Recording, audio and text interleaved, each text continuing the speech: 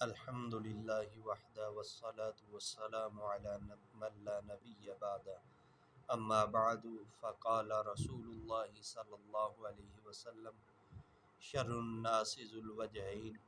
او کما قال النبی صلی اللہ علیہ وسلم۔ اللہ کے پیارے محبوب نے ارشاد فرمایا کہ لوگوں میں سب سے برا شخص وہ ہے جو دو منہوں والا ہو، جو ایک بندہ مومن کی بات سن کے کسی دوسرے کو بتائے،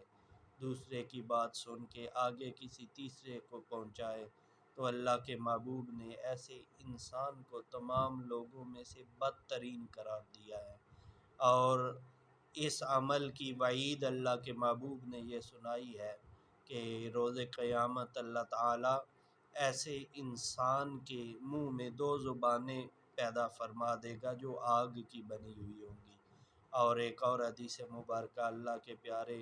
محبوب کے پیارے صحابی حضرت حذیفہ بن یمان رضی اللہ تعالیٰ عنہ اس حدیث مبارکہ کے راوی ہے، اور یہ حدیث مبارکہ صحیح مسلم، صحیح بخاری، سنن ابی داؤد، سنن ترمذی اور مسند احمد بن حنبل میں موجود ہے۔ اللہ کے پیارے محبوب نے ارشاد فرمایا کہ لا يدخل الجنۃ نمام، کہ چغل خور آدمی کبھی بھی جنت میں داخل نہیں ہوگا۔ اس لیے ہماری یہ اخلاقی ذمہ داری ہے کہ اگر ہم اپنے آپ کو جنت کا حقدار بنانا چاہتے ہیں تو ایسی معاشرتی اور اخلاقی برائیاں جو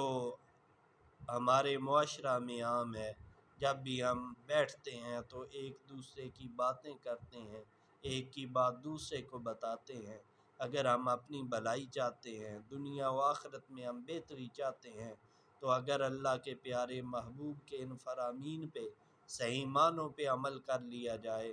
تو اللہ تعالی ہمیں اپنے ابدی انعامات کا سزاوار بنا دے گا۔ اللہ رب العالمین کے حضور دعا ہے مالک کائنات ہمارا ظاہر و باطن ایک فرمائے، اور ہمیں تمام مسلمانوں کے لیے ہمیں بہتری کا ذریعہ بنائے، اور ہمارا چلنا پھرنا دوسرے لوگوں کے لیے بھلائی